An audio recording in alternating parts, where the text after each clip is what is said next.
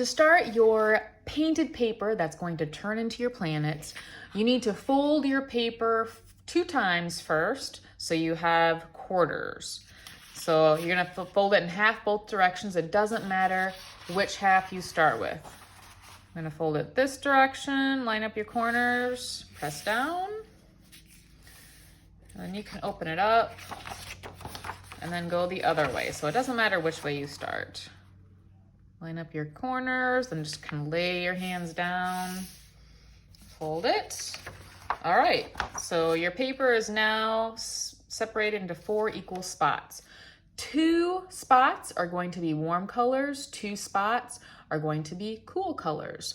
We want our planets to look kind of swirly, like planets do from outer space. It looks like the atmosphere and whatever gases are around them, it looks swirly. So to make that look more realistic, you're gonna do a technique called wet on wet. And what that means is basically you are painting first with water onto your paper. I'm not gonna go all the way to the fold because we only need 3 planets. So we're gonna have 4 different options. And again, our planets are not gonna take up the whole space even. So we're gonna have a lot of different spaces that will work for a planet.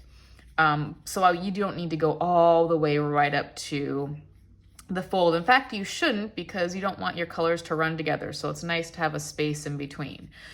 For the wet on wet, you are going to paint not the whole thing with water first, because it will dry before you have a chance to drop your color in. And that's basically what you're going to do. The first one, I'll just do warm colors here.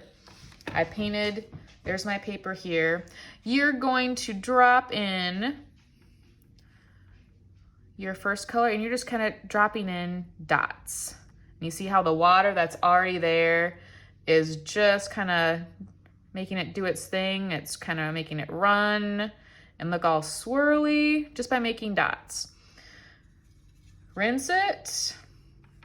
Next warm color. Some more dots. And again, you don't have to mix it together. It does that on its own. As it dries, it'll just kind of start swirling it together more. If you think you need to add more color though, you can always do that. Rinse it again. My last warm color. And then I'm just kind of spotting in the leftover spaces. So any sort of white, giving it some spots. Oops, I dipped into the orange instead. So if you think you need more of the first color, like my red was my first color, you can go back and get some of that too, but you need to keep moving quickly because you want it to look like it's all going together. So I'm getting water now, and just when I painted that water next to the area I already had painted, it's starting to run into it. All those swirls, that's exactly what you want for this project. Okay, so I'm just painting this little area. Again, you don't have to get all the way to the edge of the paper or to the fold at all. You don't want to. Okay, I'm gonna start with red. Same thing, drop in my first color. See, it's not gonna stay that way. It's gonna kind of run together. So you don't have to, if you wanna come back and add some more with the other space, you can. Rinse it.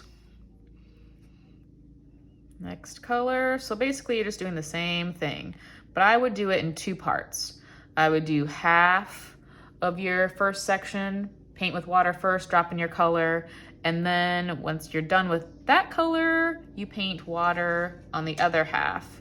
And when I say half, I mean just the other, it's not a full half. Again, it's just, oh, see how these cool swirls, which, you know, looks like a puddle right now. You don't want a big puddle, but these little puddles, that's gonna look nice. When it dries, it's gonna look more like a planet. Okay, so that's one technique of a wet on wet where you just drop in dots. Next one I'm gonna show you starts the same way. We're gonna paint half of that section with water. And this one's gonna be stripes. because sometimes planets look like it's kind of blotchy, but sometimes they look like they have stripes around it. It might be kind of the appearance of rings, but it looks kind of like it's striped. So I'm gonna do cool colors on this one. Start with the purple.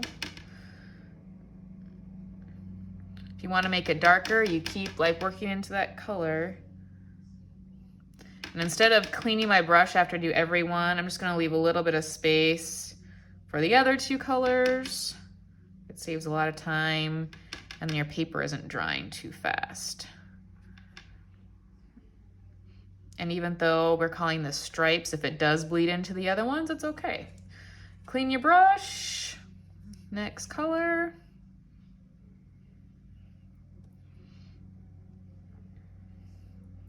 I just need to fit my green in between there. Clean it. And then your third warm color. Some of you might have more watercolors than the 8, but still just warm and cool colors that you're using, because you don't want the other colors to mix together. It's gonna make brown. All right, so that's probably gonna mix a little bit more, but if it doesn't, that's all right too. Paint the other half with water.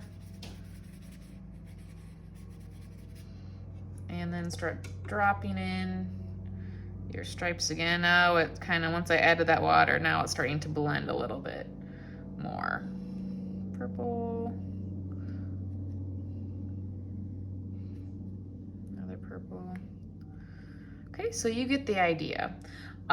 So one warm color is gonna be spotted, one's gonna be striped. Doesn't matter what order it is either. But then one cool color striped, one cool color spotted. And that'll give you lots of options to choose from when it's time to trace these with a circle, cut it out for your planets.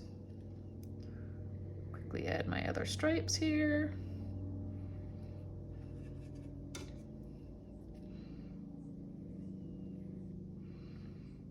All right, and then let the water run together and dry and do its own thing.